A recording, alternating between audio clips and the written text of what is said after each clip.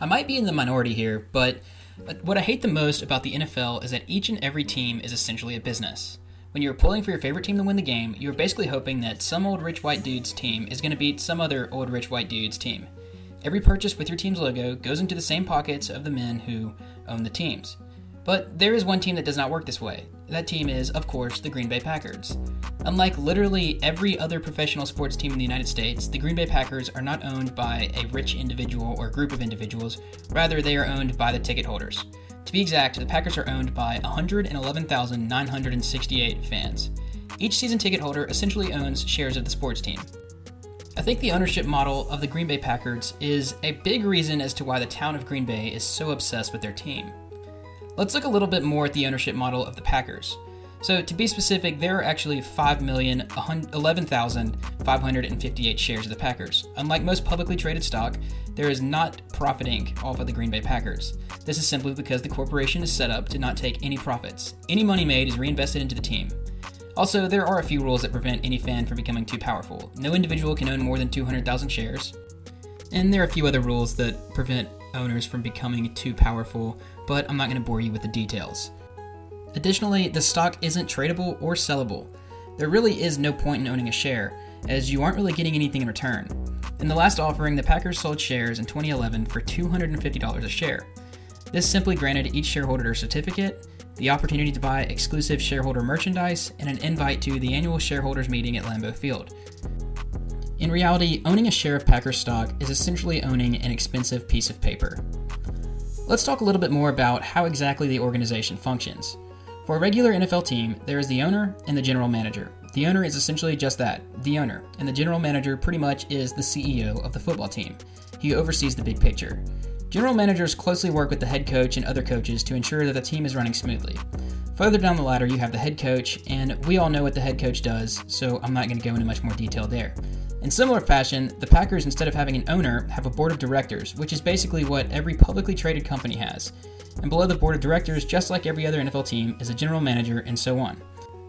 Really, the only main difference with the Packers is that instead of major decisions being made by a guy like Jerry Jones, they're made by a group of shareholders.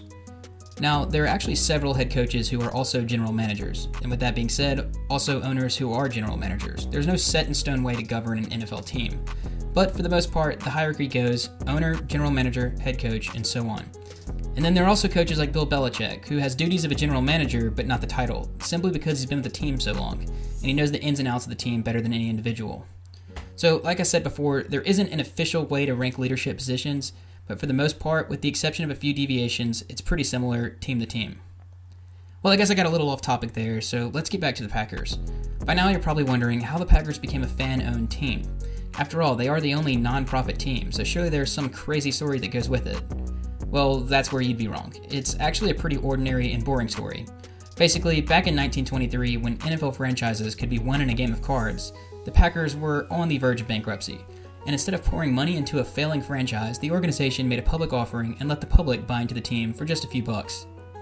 You might be wondering at this point if it were to be possible to create a non-profit NFL team from scratch. After all, I would be willing to buy into a new team if it only cost a few $100s. Well, actually it's impossible, because of a little rule created by the NFL. It goes as follows. The NFL does not allow corporate ownership of clubs, requiring every club to be wholly owned by either a single owner or a small group of owners, one of whom must hold a 1/3 stake in the team. The Packers are granted an exemption to this rule, as they have been a publicly owned corporation since before the rule was in place. In my opinion, this is a pretty dumb rule, and having publicly owned NFL teams is actually a really good idea. It engages fans more and gives players more of a sense of belonging when they aren't essentially owned by a rich white dude. Unfortunately, I don't see this rule changing anytime soon. As I mentioned before, the Packers are the only American professional sports team that is owned by the fans. There are, however, a good bit of other professional sports teams in different countries that are owned by fans. In Argentina, all association football clubs are owned by the fans. That league operates very similarly to how the Packers operate. FC Barcelona is also a fan-owned organization. But for America, the Packers are truly the only team completely owned by fans. There's no other professional sports organization that is owned by fans, only the Packers. That does it for this video. Be sure to leave a like and subscribe so you'll see my videos more often.